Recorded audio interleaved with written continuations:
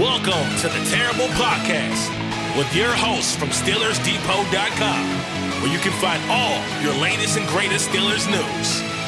It's Dave Bryan and Alex Kozora, always lit, talking Steelers. And now, here's Dave and Alex.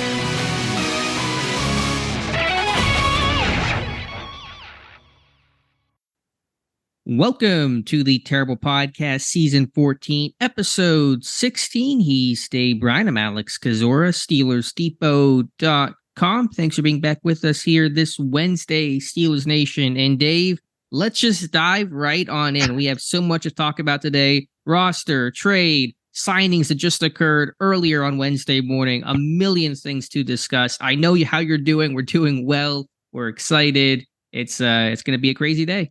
Yeah, look, I mean, I don't. somebody pinch us at this point. The way, once again, it's we've been talking about all off season. The way this thing has been. Boy, they gave the Steelers a good script, man.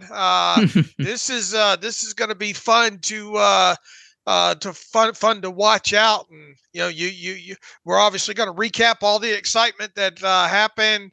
I mean, yesterday, and then already into this morning. It's going to be a busy day on top of it. I would expect probably another deal later on today. They're going to build, I don't know if they'll have all 16 names of the practice squad in today, but a good bunch of those. So let's get after it. Where to begin? I'm not even sure where to start, honestly, with all the news coming in. Do you want to just kind of start with the most immediate news that occurred? According to NFL Network's Ian Rappaport, the Steelers are signing defensive back Desmond King to a one-year deal, the latter piece of information that comes from Aaron Wilson. So we talked yesterday, the initial 53-man roster is just that. It's initial. There's two punters. Now King's going to be in the mix, so you're going to see a lot more movement in terms of that 53 from now throughout probably today and maybe into tomorrow as well. So that's the most recent move, Desmond King getting added to the secondary. Yeah, and there's links to the Steelers in this guy, right? Going back? Yeah, when he came out of Iowa, Pittsburgh had a lot of interest in, shout out to our Joe Clark for calling this one in his article yesterday about 6 outside free agents that could be signed. He had King as part of that list. And so, I got something in my throat here, but yeah, he's a guy that can play inside, play outside, and brings a lot of experience to this team. Yeah, and going to be interesting to see what the reciprocal move of that is. But you do obviously have two punters on the roster at this time. This defense, look, we talked about it, right? If there was any place that they could potentially add, it would probably be a corner and possibly a slot, a nickel defender at that. Even though I got to admit, like what I saw out of Elijah Riley and Shandon Sullivan during the preseason there. So this is a defense that already looked good prior to adding Desmond King. And looks even better now, I think, at this point. So this is going to be a tough, if these guys stay healthy and all and communicate. I think Mike Tomlin even said recently, once again, in an interview with Rich Eisen, that really the biggest thing here is communication with this unit on the defensive side of football, and specifically at home, because the crowd noise and all like that. But you do have a lot of guys that, as Mike Tomlin would say, that have played a lot of NFL ball. You obviously, a couple of those guys have previously had played together and all as well too. So the quicker that this defense can come together, especially with the addition, someone like King on top of it now, trying to get him on the moving train, this could be a unit to be tough to score on, Alex. With that front seven especially, and as you always say, rushing coverage going together. When I talked a couple of podcasts ago about, where are you most confident and least confident in this team, I said if there's one area you're still not 100% confident in, have some question marks in, it's the secondary, just overall. And not that Desmond King alone is going to solve all those things to take you from less confident to most confident, but he's going to help. And he's the guy, like I said, that can play slot, can play outside. And so exactly what his role, his fit is, I'm not quite sure yet, but there's some options there. There's some depth. There's some versatility.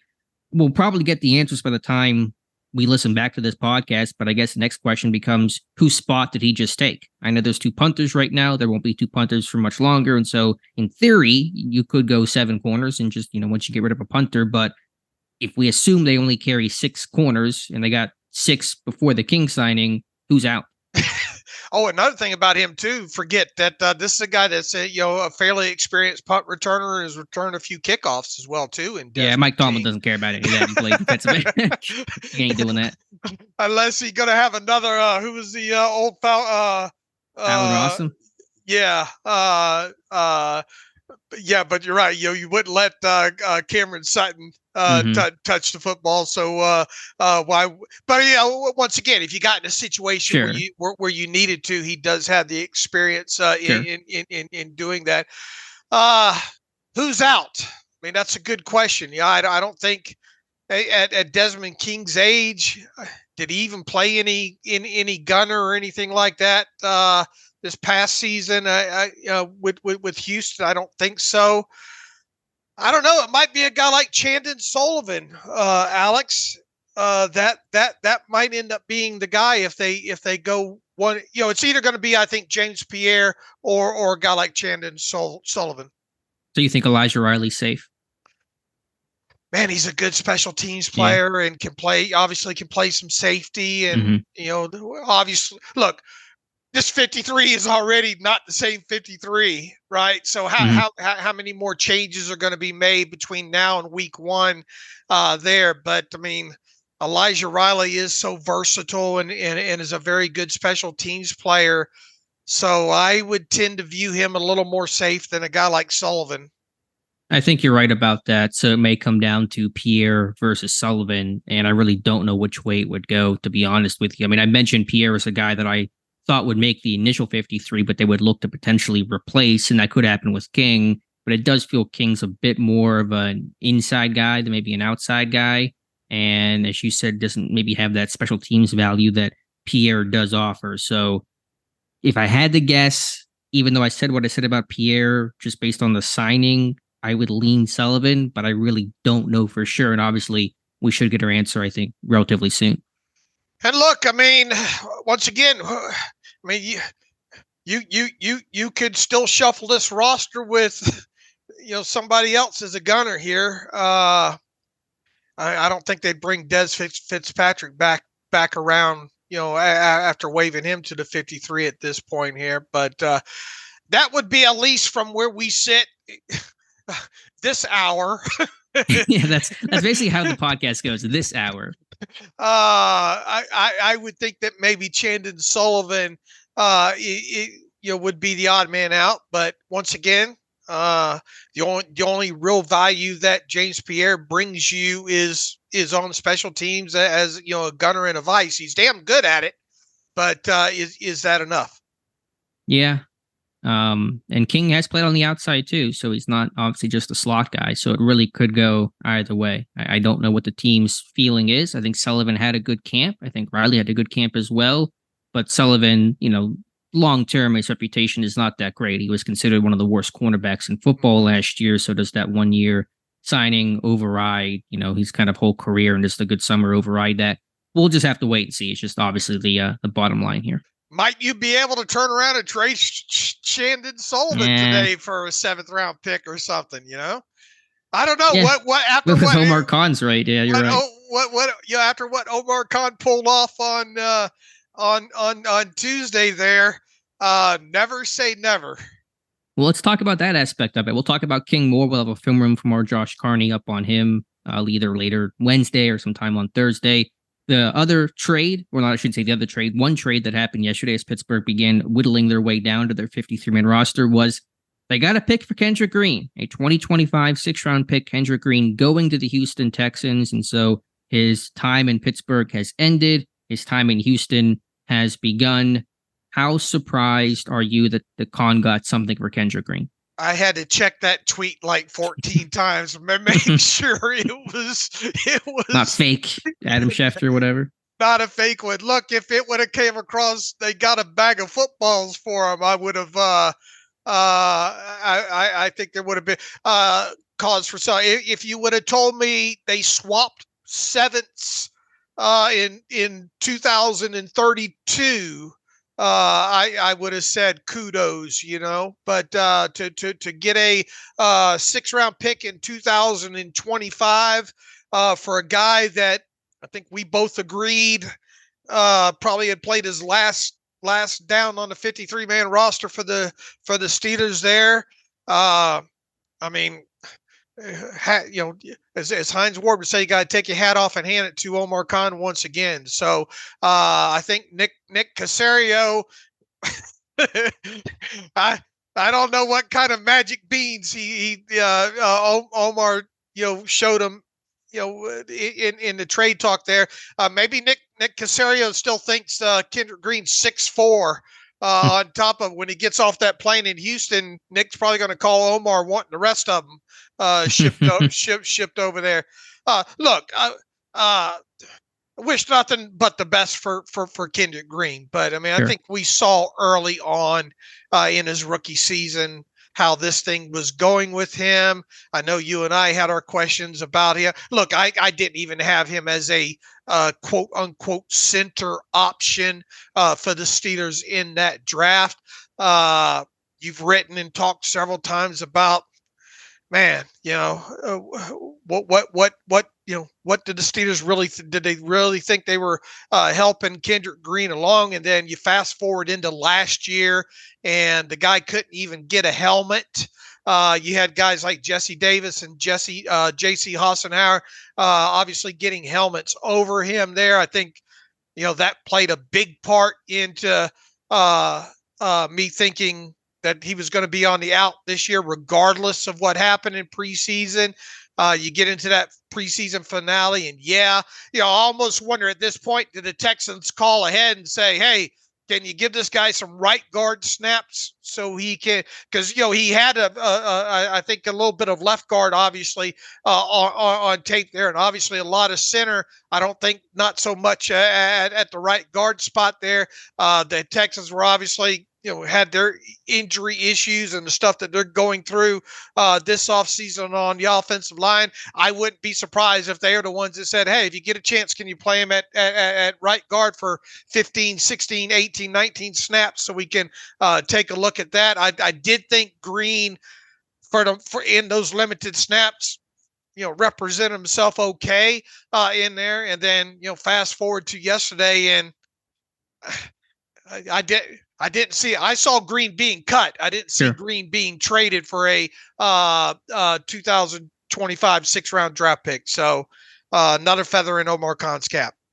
I think it went the other way. I think this thing happened last second, and Jonathan Heitrader wrote a really good article yesterday outlining probably some of the reasons why Houston was interested in trading for him. And the reason I think that centered around that was they got a bunch of O-linemen hurt, and I guess their preseason finale in Kenyon Green, their former 1st-round pick, who's going on IR. His season is over, and they lost their center, Drew Scruggs, to, I believe, a hamstring injury for the next 2 to 4 weeks. And so they really kind of lost, and some other injuries as well. And they lost Scott Quisenberry back earlier in the summer.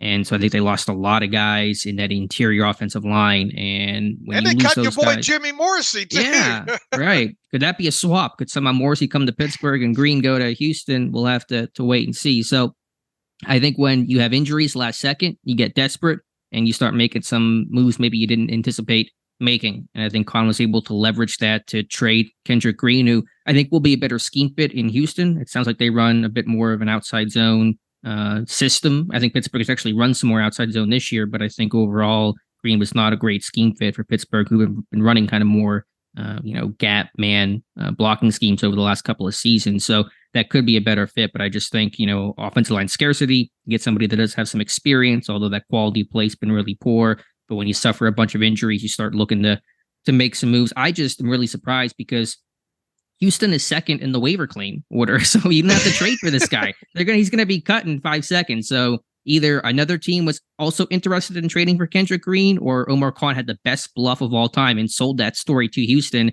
because there was no reason to trade for him if he was going to get cut. Because as long as I think it's either Chicago, Carolina first in the waiver order, as long as they didn't claim Green, and they weren't, you could have him. So I'm not sure what the reason was for Houston to make this trade, but they did. I do have one issue with this trade to Houston, though. Okay. It's the fact that I feel like this could cause some animosity and dissension with the Steelers here. I think that if you get into week 4 here in this game against the Texans and Kendrick Green plays, I think you could have some infighting between Cam Hayward and Larry Ogunjobi as to which one of them gets to wear him as a hat. There's the punchline. I knew that was going somewhere funny.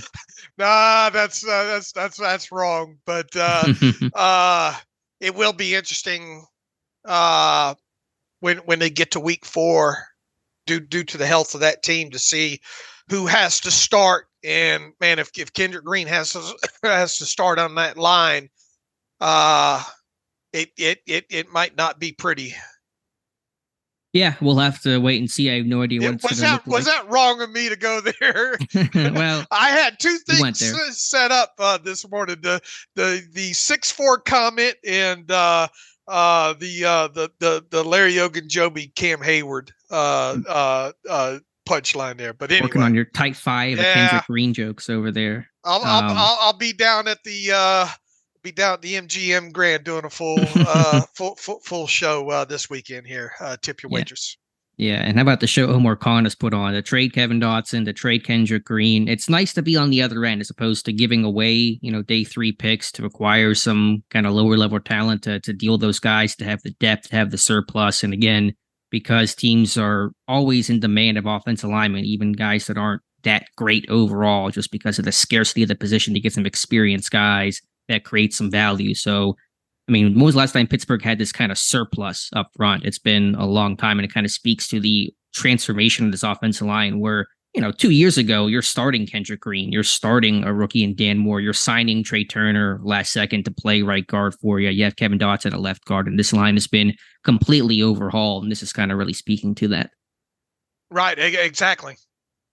So that is the deal. Wish Kendrick Green, well, I do think he'll have a better chance in Houston because of the scheme fit and just taking some of the pressure off. You're no longer Kendrick Green, the failed 3rd-round pick, the butt of the joke, who gets every mistake is magnified tenfold. This is not to absolve Green. He's not the player Pittsburgh thought he was. He struggles with his technique and the size limitations and probably will never be a starter in the NFL. But I just think it was such an awkward and poor fit, and he got thrown into the fire that kind of wrecked him early and just, could not recover from that.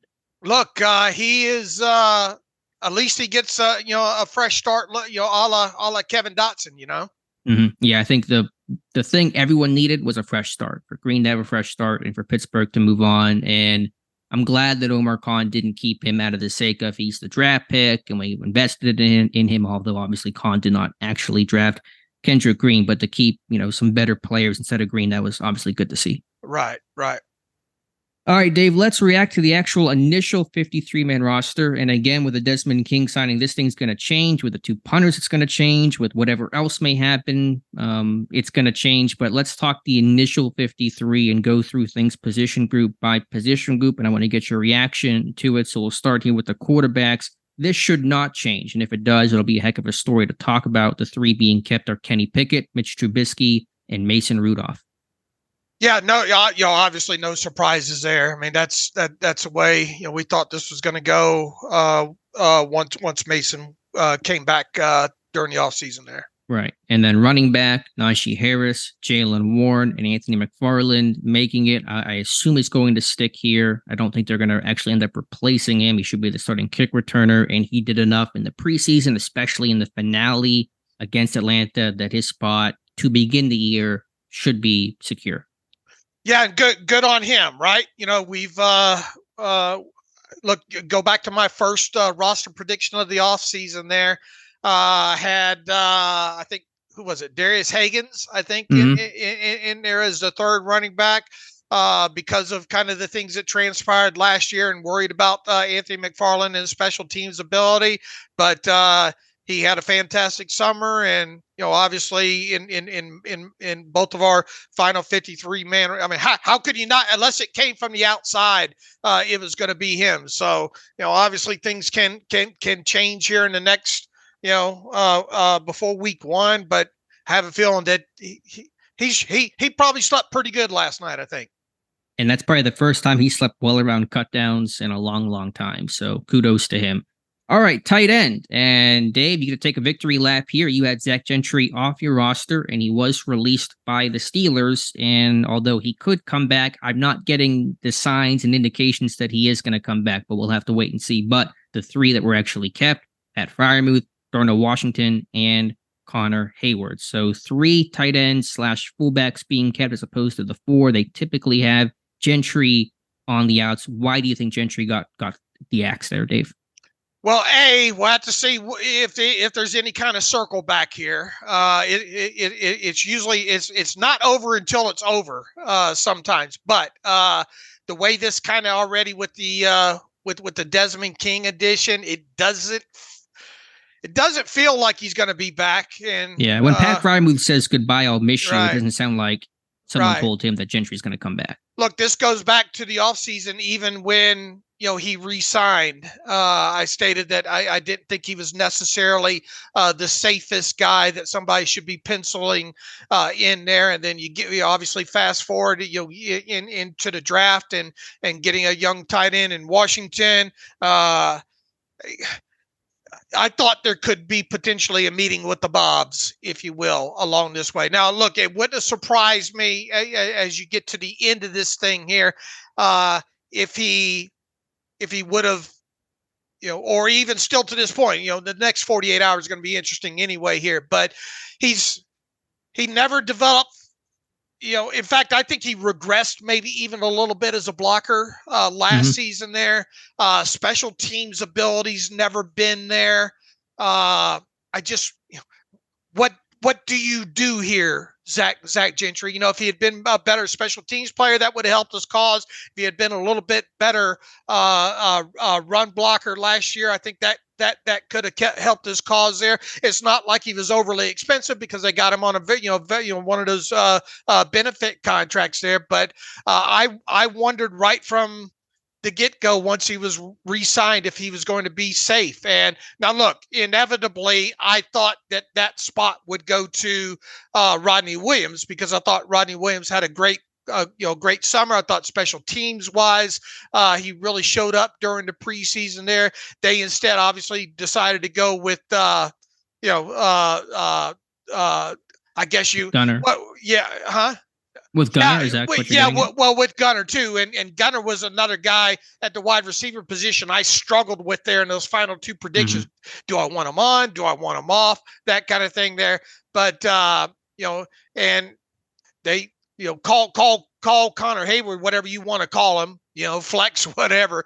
They were obviously comfortable enough to go with Washington, Freiermuth and Connor Hayward in that room there. But long story short, I'm not shocked that he's off the roster.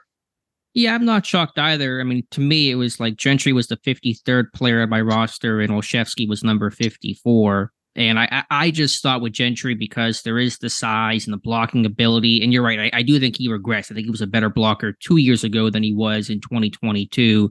But just to have that in case something happened with Darnell Washington, because Connor Hayward obviously is not going to be that inline wide type of blocker. So you want that backup plan because you want to be a run-heavy type of team. And Pat Freiermuth is an average at best type of blocker. And so you just want to have that guy that has some size to block some base 4-3 ends. So that was my calculation, but obviously Pittsburgh's gonna kind of roll the dice here. Right.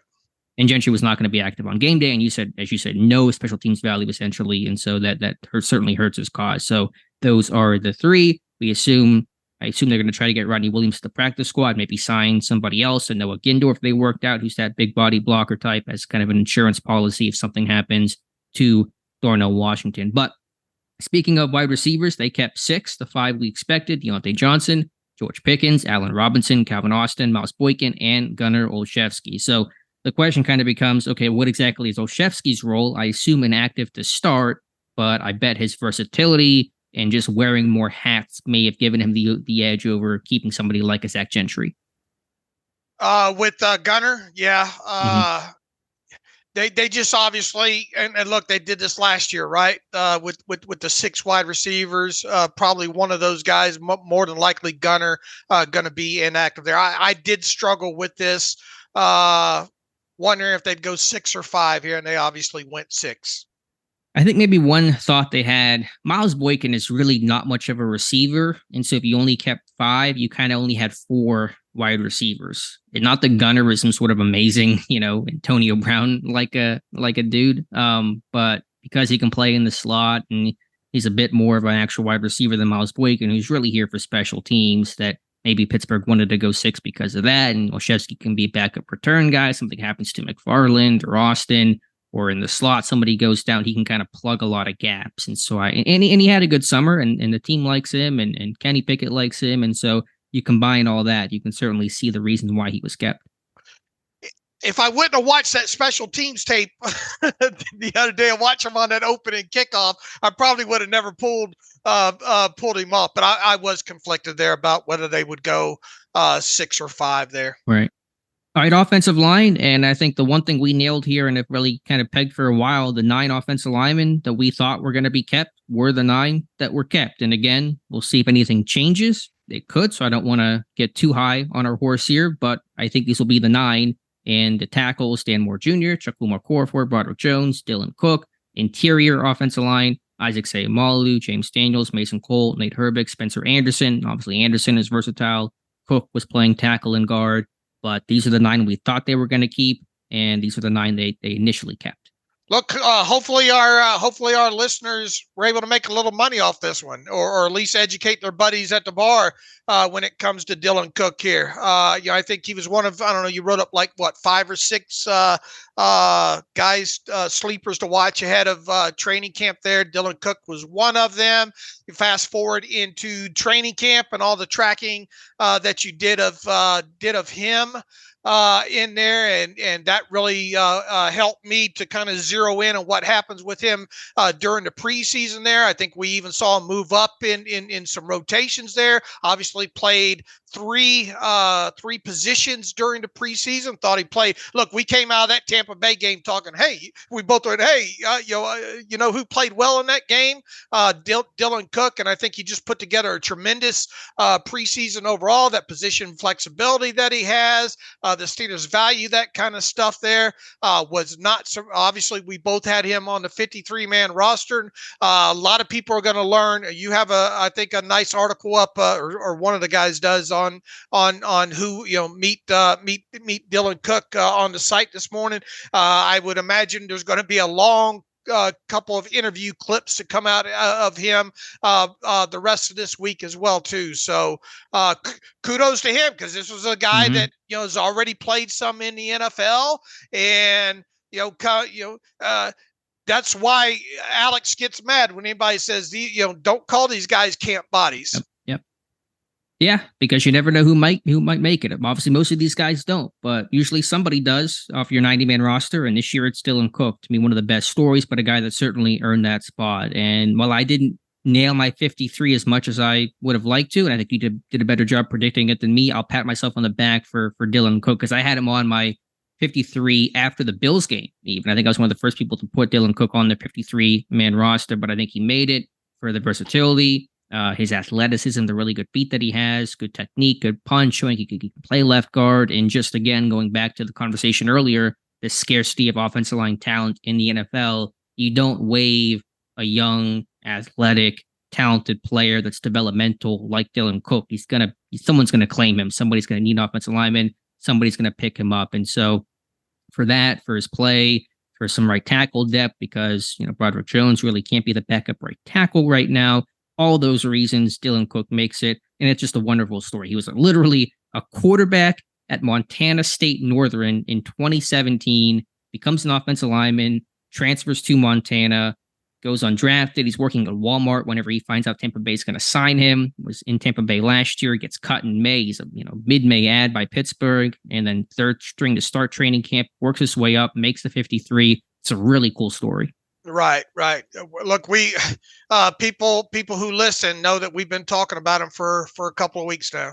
Yeah, and then Anderson making it for his versatility. I think his spot was probably less in question heading into cut downs here, but he's a guy that, did well, and a lot on your plate for a rookie to play all 5 spots in camp and everything but left tackle in the preseason. I don't want to overlook how difficult that is for a guy. And I know he did that at Maryland, and so it's not brand new to him, but in the NFL at this level to do that and the way Pittsburgh moved him around, throughout a practice and throughout a game, that is heavy. And I thought Anderson really answered the call. I agree, and played four positions during the preseason there, everything but left tackle. I imagine if you got in a pinch, he could give you some snaps there. Hopefully, we don't have to see that. Look, the main takeaway here: this 9 is better than the 9 that they had last year, and the 9 before that, and so on. So yeah, it's a glow up, as the kids like to say. All right, is that what they say?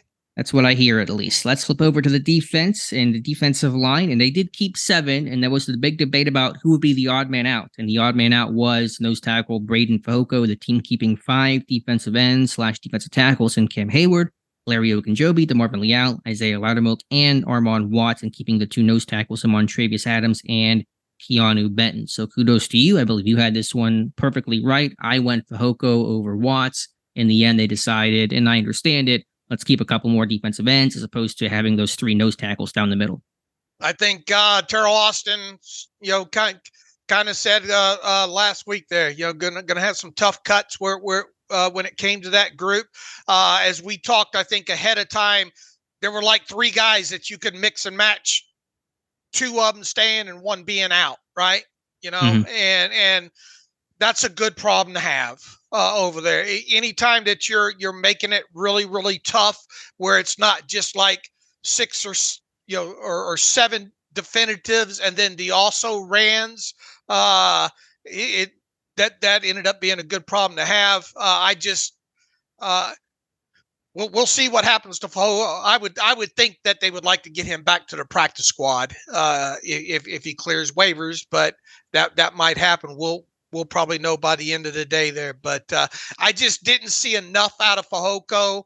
Had I seen more tape on him during the preseason, maybe I would have kept him. But I liked the pass rush pressure ability of Watts a little bit more overall, and that's why I went that way. But once again, I think you could have taken 3 guys: Watts, Fehoko, and Loudermilk, and picked 2 of those in any different scenario, with the 3rd guy being out, and as a whole, wouldn't have got much pushback from me.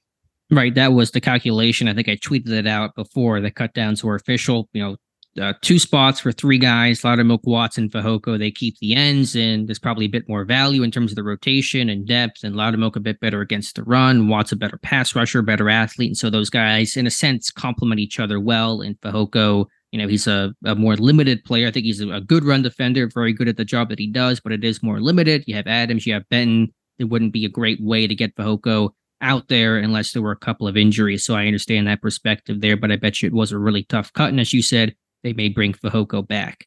Right. All right. Outside linebacker, very chalk here. Not much to talk about. TJ Watt, Alex Highsmith, Marcus Golden, and Nick Herbig. These have been the 4 for quite some time. Right. And it'll be interesting to see. You would think at least 1 on the practice squad, maybe even 2 going that route. I think there's some buzz that maybe Perales will be at least 1 outside linebacker on the practice squad. We'll find out later today, but this 4 was going to be the 4. Yep, and I think they'll keep 2 on the practice squad. You got a 16-man group there. Golden may get some veteran birth certificate contusion days, and TJ Watt may get dinged up here and there. So you probably keep 2 on your practice squad. Inside linebacker, we did already talk about at the end of the show on, was that Monday, about Tanner Muse getting waived, and that was official by the team. And so the question became, okay, are they going to keep 5 inside linebackers with Nick Witkowski being the 5th, or just keep 4? And as of now, it's just 4 with Cole Holcomb, Landon Roberts, Quan Alexander, and Mark Robinson. Could somebody circle back? That is possible. But right now, they're just going to go with 4. They're going to go 8 linebackers total right now, which seems pretty light for them.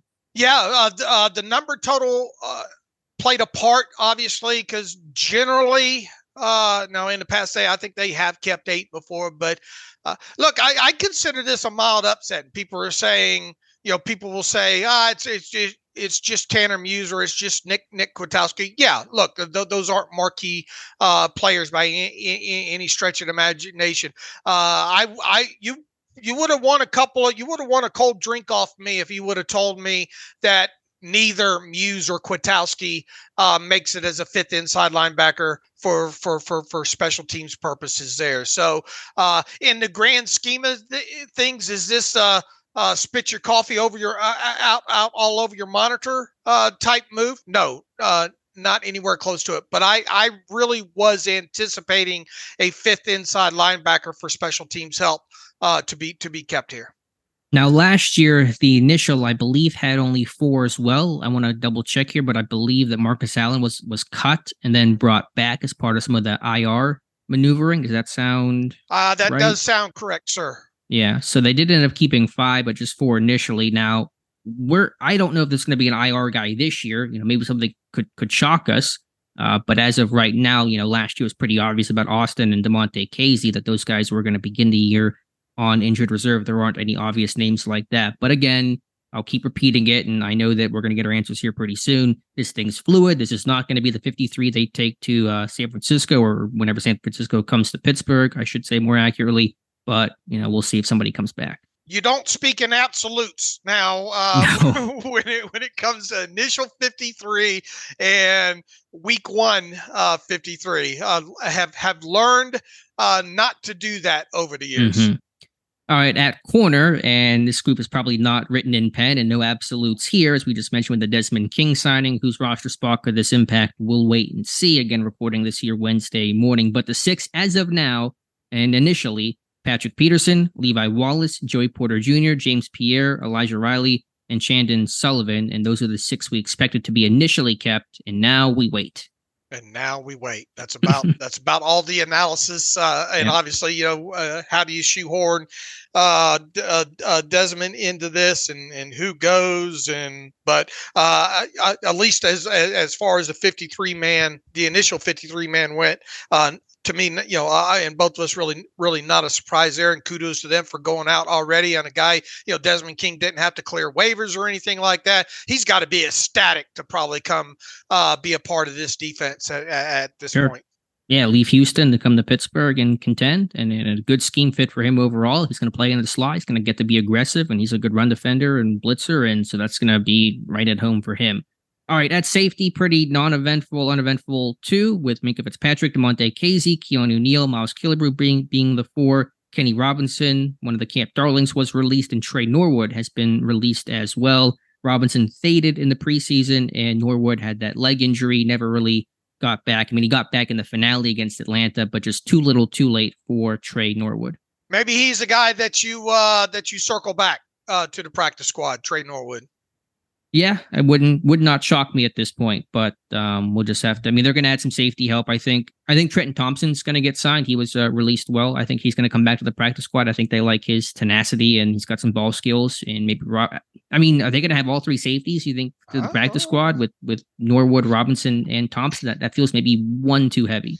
Yeah, and are any of those guys going to get claimed or anything like that? Because a couple of them might have a little bit of special teams. I haven't looked across, the landscape of the rosters across the league there. But I'll tell you this, one of those 3 is going to be on a practice squad. How about that shot call? Yeah, there you go. I think you're going to rest easy with that declaration there. So special teams, usually it's pretty nondescript. You go through the names, you move on. But right now there's some intrigue here. There's 4 specialists on this roster as of 10:14 a.m. on Wednesday. Probably won't be the case by 10:14 a.m. on Thursday, but right now, kicker Chris Boswell, check.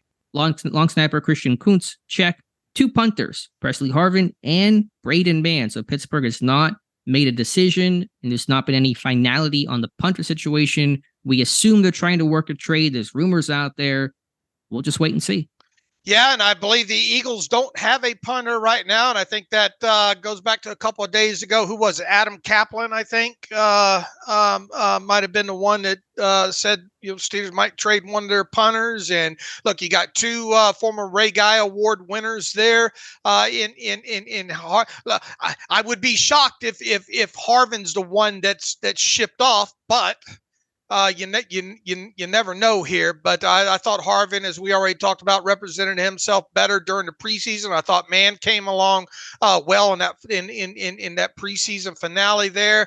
The Eagles apparently were one of the teams that attempted to claim Man off of waivers way back when the Steelers beat them to the punch on that. So this might be just a move by Omar Khan, just holding the cards as long as possible, and maybe the Eagles trying to call his bluff, thinking, well, they're probably going to waive him anyway. But even so, the Eagles would have been down in the waiver wire order, right? So there was no guarantee that they get him. Maybe the two sides said, is there any way that you can probably hold on to him 24, 48 hours and let us look at the landscape.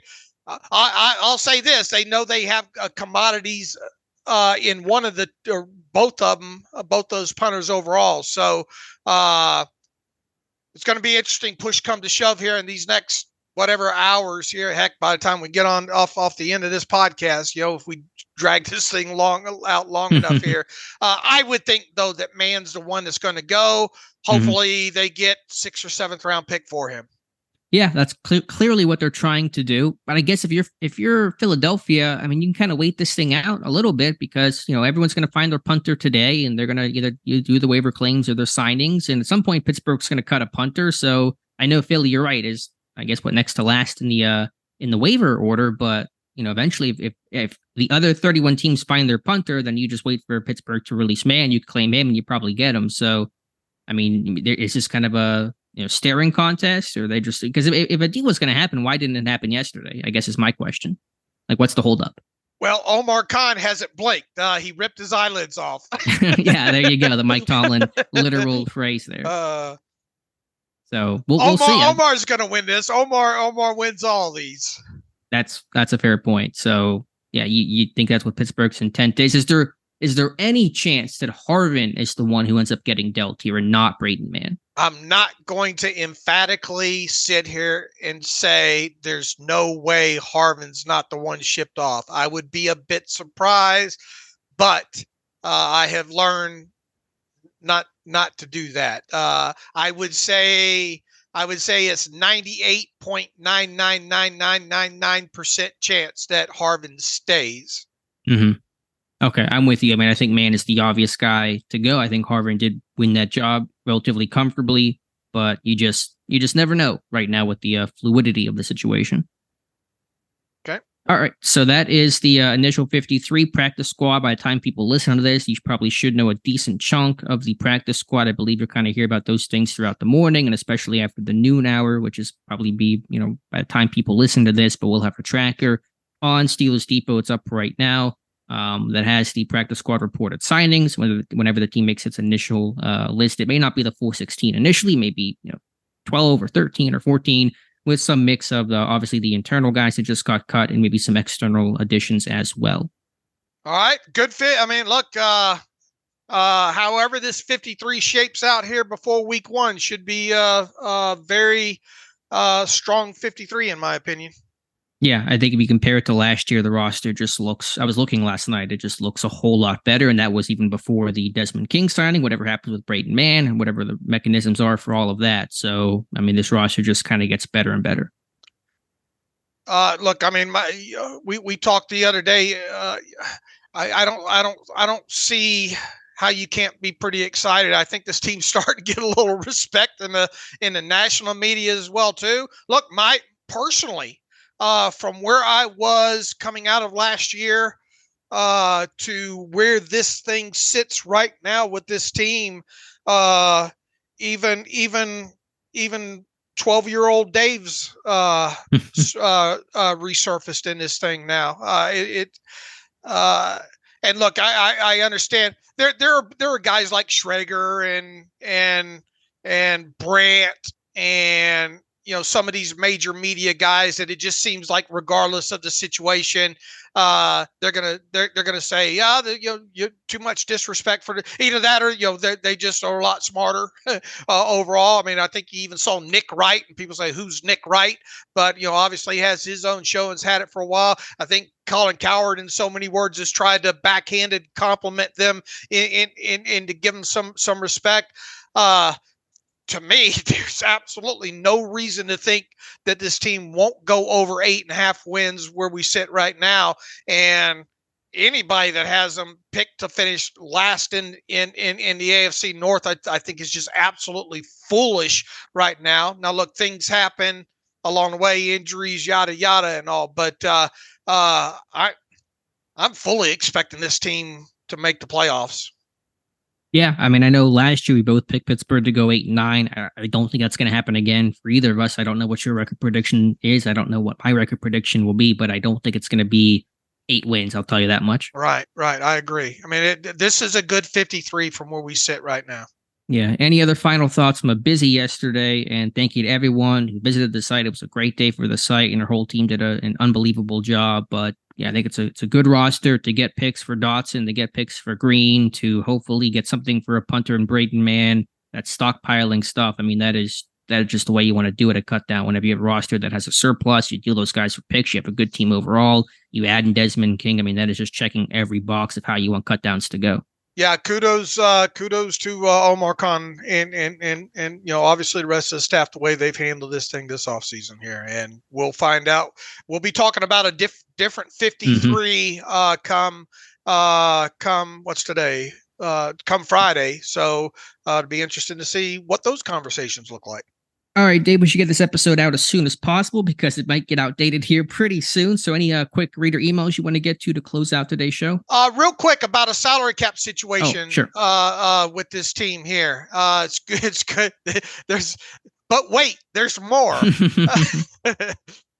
This team, as best as I can tell, look, here's one thing I'm waiting on still. The Hakeem Butler injury settlement, which I think is going to match the one for Cody White. Even if it doesn't, it's going to be close. It's going to be negligible as far as the difference of the amount there. The best as I can tell right now, and this is pre addition of Desmond King.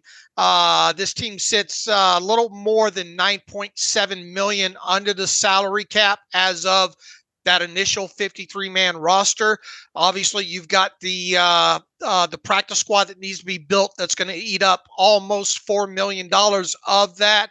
So if we took, let's say, 9.7 and took away, $4 million from that, you're looking at about $5.7 million under the cap. The big question is how much room does Omar Khan want to have in free salary cap space to enter the season there? That's the big question, and that will ultimately decide what happens with TJ Watt here in the coming days. Even if they do have to restructure his contract at this point, it obviously probably wouldn't be a full restructure. They might only need $3 or $4 million, but all this is going to be decided by how much Omar Khan wants to go into the season with in salary cap space. Yeah, we'll be watching that. And, you said, I mean, when do you think of what restructure would happen if it were to happen? I mean, soon, obviously. I mean, any time before the first game. Okay. And I guess we'll have to see what the Desmond King deal is. I don't imagine that's a terribly expensive 1-year contract. Could that be for the minimum, do you think? I mean, Khan's been able to kind of do these things with Marcus Golden, with Quan Alexander. Could this thing be a little bit above that number? Any idea what that one year deal is going to look like? I mean, you look at guys like Golden and Quan Alexander, I would expect that deal to match that one, to be honest with you.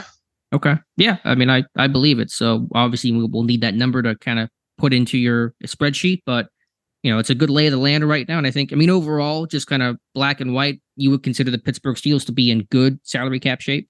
Oh, yeah. Look, I mean, and they did have to restructure the contract of Minka, obviously earlier in the offseason here. And even if, once again, if they have to restructure any of the Watt contract, I wouldn't expect it to be a full one there. And if they get out of this without having to touch it at all, obviously even the better. Okay, good deal. All right, Dave, any reader emails here to quickly close out today's show? Yeah, we got a handful of them in here. You can bet on that. Right. Let's see here if I can sort this out. Nick Shuley writes in, first of all, was Tad surprised to see the Colts cut Darius Rush? Do you think the Steelers might try to scoop him up? Second, for Dave, I'm going to be in Vegas the last weekend in September for a bachelor party, staying at the Tropicana, flying home, blah, blah, blah. Would you maybe know of a Steelers-specific bar out there could catch the game at that morning? You want to go to Noreen's Bar and Lounge on I believe on Tropicana is where it's at. That's the biggest Steelers hangout in Las Vegas there. So definitely look up Noreen's once you get to Vegas. The first part of your question, look, Darius Rush was another guy that Joe Clark had on his list of 5 or 6 guys the Steelers could look at. I understand the draw there, but obviously you sent this before this team signed Desmond King. So at this point, I would be a little bit surprised if Darius Rush was an ad. Me too, and I know that was sent before the King news came in. I mean, I think I like Rush a ton out of South Carolina. Surprised he might have been the highest rookie who got waived this year, I believe. But I think he's going to get waiver claimed by somebody ahead of Pittsburgh. Another one from Dante. It's another one about Darius Rush here. He's apparently missed 5 practices, camp with a shoulder injury, hip, final preseason, blah, blah, blah. It's just another question about Darius Rush. So Dante, a lot of people are thinking like you thought there. Charles Munger writes in, want to follow up on something Dave mentioned on a previous podcast. He is correct in that these things tend to work themselves out. But if injuries don't happen, I do see Broderick Jones becoming the starting left tackle, he says, after the bye week in week 7. Then I see Dan Moore Jr. practicing exclusively at right tackle and becoming the starting right tackle in week 10 after the 10-day break. To me, that is the best 5 offensive line on the roster is Jones, Sayamalo, Cole, Daniels, and Moore Jr. Thanks. Look, we got a long way.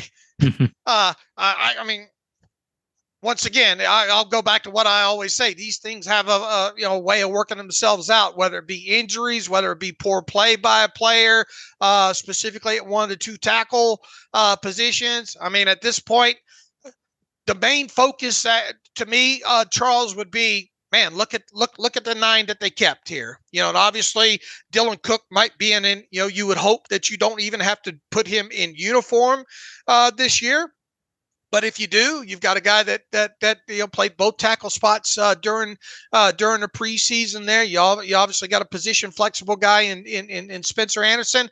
I think we're jumping too far ahead to get to week 10 as to figuring out who the starting offensive line will be and what the best combo will be. It just, trust me, this will work out and it'll be obvious along the way. Yeah, let's get to week 1 first. And I mean, who knows? Maybe that happens. I think the whole, bye week happens. You make a bunch of changes on the depth chart is probably overstated. This team was bad last year. I don't know how many changes were made post bye week in terms of the depth chart. They definitely, had a kind of meeting of the minds and went over, resetting and kind of culling together their philosophy. But they were making a bunch of changes throughout the season earlier in the year because they were struggling so much. And obviously Kenny Pickett was a midweek 4, he gets the nod there. So it's not always clean. Okay, bye week, let's make the change. Usually those things might come earlier than that, but injuries and play will dictate a bunch of that. So who the heck knows what'll happen? All right. Dave and Alex, 2 quick thoughts I want to run past you. Do you think it makes sense to put Larry Ogunjobi on the PUP list to start the season, or perhaps IR designated return? First and foremost, has him. Sorry, mispronounced it there. He's not eligible for the PUP list. So if they did anything with Larry Ogunjobi at this point right now, it would have to be IR with designated to return. He says that would temporarily solve the dilemma around which defensive lineman to keep on the 53. This obviously came in 21 hours ago here. So I think we're past that first portion of your question, Hasm. Why not? Number two, why not play Broderick Jones and Dan Moore at times together? For example, in 12 personnel, blah, blah, blah, 2 tight ends, be Jones and Washington, while keeping Moore and Chooks as your look. You could quite specifically see some heavy groupings. You're not going to see a lot of it this way, but might this be a way to get a third tackle on the field, Alex? I guess that's kind of where he's going here. Yeah, I mean, they've messed with that before. The whole, 72 reporting eligible for Zach Banner. I guess I can't rule it out, but with all the skill guys you have and a big guy in Darnell Washington that kind of looks like a 6 tackle, but obviously can catch, he's going to offer more in that respect. So I'm not really thinking about that or expecting or counting on that, but, I guess I can't rule that out. Right. I mean, it's something we'll definitely be charting, and it's something to think about the further on, get along into the season, those kind of things there. But I mean, it wouldn't surprise me to see you have 3 tackles on the field in certain situations here. It won't be a ton of them. I guess if you wanted to kind of go 13 personnel, since, Gentry's not on the roster and probably wouldn't have been active, and Connor Hayward's not going to necessarily be that blocker in, 3rd and goal from the 1 yard line type stuff. Yeah, I guess I could see that, but it's going to be a very small dose if it does occur. All right. One last one from Jeff Berg. I think it's pretty impressive what Omar Khan and his team did in his first draft. It looks like all the picks are going to make the roster except Corey Trice Jr., of course, due to injury. Likely he would have made the team, he says. How do you feel about it? He says, not sure how many of Colbert's classes had all players make the team, so I'm not sure how common this is. Look, I mean, it's a good draft class. There weren't many times where a complete draft class made all made the roster during Kevin Colbert's tenure. But I mean, that also speaks to maybe the rosters that they had at the time there as well too. It's obviously way too early to judge this draft class right now, but I mean, as much as you can judge it at this point right now, it looks pretty impressive indeed. Yeah, and I'm going to write something. I don't know how I want to approach it, but a lot of roster turnover. There are, by my count, 18 players on the initial 53 who were not Pittsburgh Steelers a season ago. And I ran some numbers based on Colbert in his last couple of years, and that's definitely an increased number from where Colbert and his turnover typically was at. So you're really seeing a lot of roster churn and really improving, I think, the depth and even some of the starting positions of this roster. And that's before the Desmond King signing, whatever else may be ahead. So it's certainly a different roster, and you can look at that with the eye test, and the data all tells you that. Right. Okay, I think we got through the emails there, Alex. So anything else? We're about an hour here?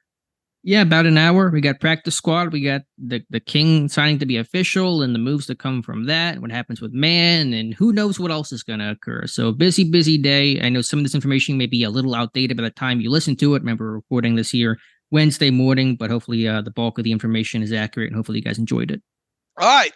You can follow me on Twitter at Steelers Depot. Follow Alex at Alex_Kozora. Follow the show at Terrible Podcast. Email the show, theterriblepodcast@gmail.com. If you like what we do and want to donate to the cause, SteelersDepot.com. Hit the donate button, upper right navigational bar. Also, if you want an ad-free version of the site, SteelersDepot.com. Hit the ad-free button, upper right navigational bar. Thank you for all the support and on Twitter and social, Facebook people, and obviously the site. And I mean, it's been an amazing month of August, and shout out once again to all of our fine staff and all. They've worked pretty tirelessly over the course of this month, and kudos to you, Alex, again on a fantastic training camp.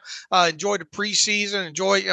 There's not much not to like all the way around here. So until Friday, as always, thanks for listening to the Terrible Podcast with Dave and Alex.